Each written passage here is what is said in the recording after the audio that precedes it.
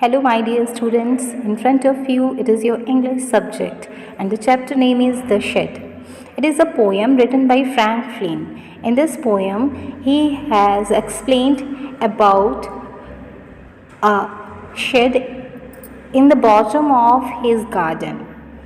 Shade का मतलब होता है बेटा जिसमें कि गाय रखते हैं हम वैसे तो, लेकिन हम टूल्स भी रख सकते हैं, कुछ ऐसी चीज़ें जो हम स्टोर करना चाहते हैं किसी शेड में। थोड़ा उसे बस छांव की ज़रूरत होती है, प्रोटेक्शन की थोड़ी ही ज़रूरत होती है, ज़्यादा प्रोटेक्शन की ज़रूरत नहीं होती। ऐसी चीज़ों को हम स्टोर करने के लिए कुछ भी शेड का यूज़ करते हैं। So let's begin. Do you know what a shed is? A cow shed, a tool shed, a wood shed for example. It's a small room away from the main house for storing or keeping things, animals, tools, vehicles, etc. Ask your partner if she has ever seen a shed. Let her or him describe it to the class.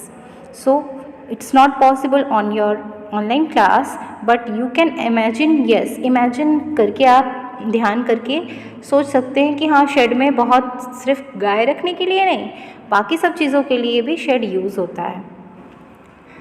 So in this poem Frank Flynn, what were the feelings regarding this shade was there in his mind? He has expressed all that in this poem. There's a shed at the bottom of our garden with a spider's web hanging across the door. The hinges are rusty and creak in the wind. When I am in bed, I lie and listen. I will open that door one day. So see children, here there's a garden. Frank Flint के garden में नीचे बिल्कुल last में, bottom वैसे नीचे होता है लेकिन लास्ट में यानी जहाँ पे गार्डन ख़त्म हो रही है, आप देख सकते हो फेंसेस भी हैं, राइट साइड में फेंसेस हैं जहाँ पे घेरा रहता है, गार्डन ख़त्म होती है, वहाँ पे कोने में यह शेड बना हुआ है with a spiders web hanging across the door. Door के ऊपर स्पाइडर्स के जाले हैं, मकड़ी के जाले लटके हुए हैं। The hinges and rusty and creak in the wind.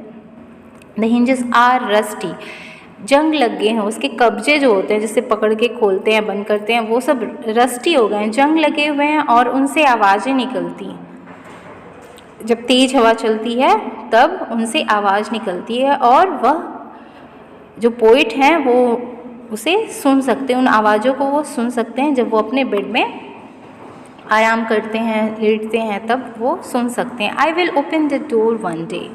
उनका ये सोचना है कि एक दिन वो डोर ज़रूर खोलेंगे।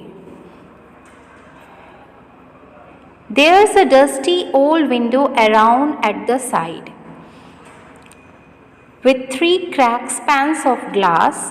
I often think there's someone staring at me each time that I pass. I peep through the window one day. Poet is explaining that there's a dusty old window around at the side. Side में, उस shade के side में क्या है? एक पुराना सा window है और पुराने विंडो में 3 क्रैक्स हैं। You can see in the picture also that there are 3 cracks. वहाँ पे 3 टूटे कांच के पेन्स हैं। आई ऑफन थिंक, मैं अक्सर सोचता हूँ कि कोई वहाँ पे है जो मुझे घूरा करता है। घूर के देखना इसको स्टेयर कहते हैं। Each time that I pass, जब भी मैं वहाँ से पास करता हूँ, I peep through that window one day. जब भी मैं वहाँ से पास करता हूँ तो मुझे लगता है वहाँ कोई है जो मुझे घूर रहा है, और मैं उस विंडो में जब भी देखता हूँ तो मुझे एहसास होता है। I peep through that window one day, मैं एक दिन, आई विल पीप, मैं एक दिन ज़रूर उस खिड़की में से झांकूंगा। My brother says there's a ghost in the shade who hides under the rotten floorboards and if I ever dare to set foot inside he will jump out and chop my head, but I will take a peek one day. Poet कह रहे हैं कि उनके भाई का कहना है कि वहाँ पे घोस्ट है, भूत है, जो कि छुपा हुआ है किसके नीचे, रॉटन, सड़े हुए फ्लोर बोर्ड्स के नीचे छुपा हुआ है। सड़े हुए जो फर्श पुराने हो गए हैं, वो सड़ रहे हैं, उनके नीचे भूत छुपा हुआ है। And if I ever dare to set foot inside, अगर मैंने हिम्मत की कभी वहाँ अपने पैर रखने की भी, तो वो जंप करेगा, वो भूत वहाँ से जंप करेगा और मेरा हेड जो है मेरे सिर को काट देगा। I will take a peek one day, मैं एक दिन ज़रूर वहाँ जाऊँगा और देखूँगा। I know that there's isn't really a ghost, my brother tells lies to keep the shed for his den. There isn't anyone staring or making strange noises, and the spider has been gone from his web since I don't know when. I will go into that shed one day soon, but not just yet. So Frank Flynn has planned that he will go one day, but not yet. Not sure कि कब जाऊंगा, ये बिल्कुल तुरंत नहीं जाऊंगा, लेकिन कभी जाऊंगा। ये तो उन्हें पता है कि वहाँ घोस्ट नहीं है, लेकिन ये भी पता है कि उनके भाई ने वो शेड जो है अपने डेन के लिए रखा है, मतलब कोई एनिमल्स रख सके, कुछ वहाँ रख सके, अपने काम के लिए उन्होंने वो इसलिए झूठ बोल रहे हैं कि वहाँ पे घोस्ट है, मैं ना जाऊँ वहाँ पे। There isn't anyone staring or making strange noises, वहाँ कोई है नहीं जो कि मुझे घूर रहा है या फिर कोई अजीब सी आवाज़ निकाल रहा है। And the spider also has gone from his web, और जो लटक रही है स्पाइडर के जाले वहाँ लटक रहे हैं, उसमें से स्पाइडर भी जा चुका है। Since I don't know when, क्योंकि मैं नहीं जानता कि कब, लेकिन मैं I will go into that shed one day soon, लेकिन मैं उस शेड में ज़रूर जाऊंगा तुरंत ही। सून मतलब तुरंत नहीं, बट लेकिन जल्द ही जाऊंगा, बट नॉट जस्ट येट, तुरंत नहीं जा रहा हूँ लेकिन जल्दी ही जाऊंगा। The line I will go into that shed one day soon means जल्द ही जाऊंगा मैं, लेकिन तुरंत नहीं जाने वाला।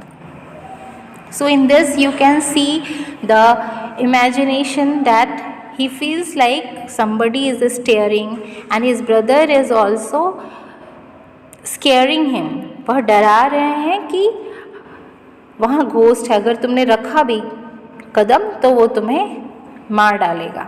But still he is so curious, वो बहुत ही क्यूरियस है, जिज्ञासा उनके अंदर है, पोइट के अंदर, कि एक दिन तो मैं जाके वहाँ देखूँगा कि वो क्या है, कैसा है। वो खिंचाव एक महसूस करते हैं, लेकिन उन्हें पता है कि कोई फ़ायदा नहीं है और वहाँ कोई घोस्ट भी नहीं है, तो इसलिए वो सोचते तो हैं लेकिन तुरंत नहीं जा रहे। तो यहाँ आपका चैप्टर ख़त्म हुआ, the shed poem, and here are some questions.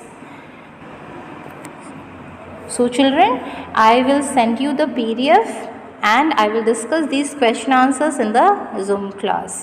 So hope that you must have understand it. If there is any problem, be ready for query. Ask me in the Zoom class. Thank you. Have a nice day.